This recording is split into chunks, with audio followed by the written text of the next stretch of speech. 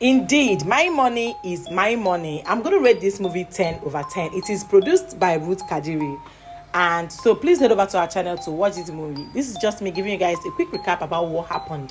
When I tell people that there's something that is called childhood trauma, a lot of people do not believe. The way you lived your childhood directly or indirectly affects your life. That's why anytime you are traumatized, anytime you are mentally broke down, or she said breakdown, you are being, first of all, one of the questions they ask you in the therapy is how was your childhood? Who did you live with?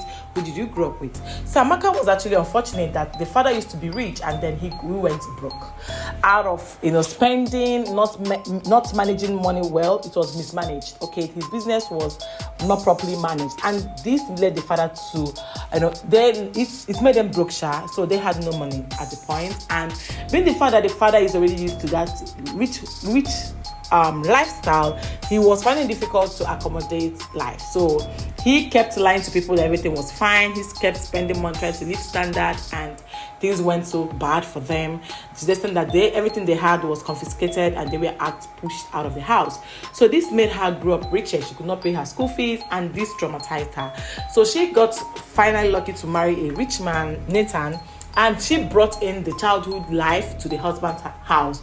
So the extent that she literally pursued the cook, the cleaners, the security man. Like, she wouldn't even get something for herself because she was traumatized. She was actually scared that if she puts her hand, if she eats the money, she might go broke, or the husband's money might finish. Being the fact that she did not open up the aspect to the marriage, so she was hiding everything. But then the husband was very uncomfortable. How can you measure to the extent that you measure the tea we take, measure the coffee, measure the bread? Like, literally, she wants to do everything herself. To the extent that even the common going out to get groceries and all that, she would tell the chef that she shouldn't go because she wanted to make money.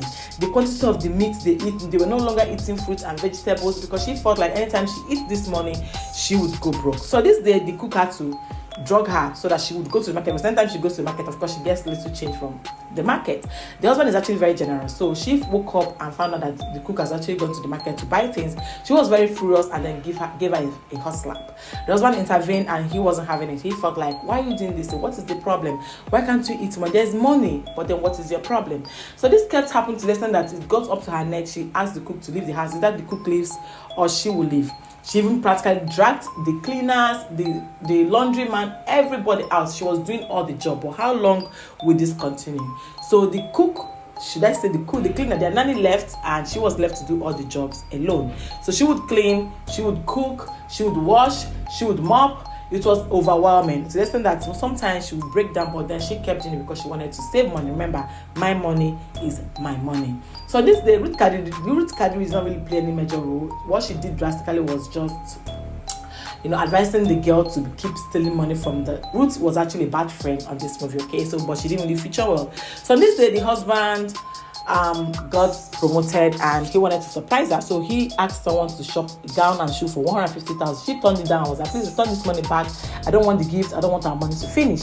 This made the husband very furious, and he was like, what is the problem? Why can't this woman enjoy life? But then she never disclosed this part to the husband. So it has actually been a roller coaster for the nanny because she left. She had no job. This day, their neighbor came all the way from UK, visited them, and she had to serve the neighbor half glass of Fanta. Like, she brought out Fanta and reduced it into half. The husband was very furious and very, very disappointed. So it's actually a very shameful thing. Even the guests could not take it. So this actually made the man stopped sexually. The man was just weak. The marriage was no longer fun for him. This day she opened up and told him the story, like the father getting broke because of mismanagement of funds.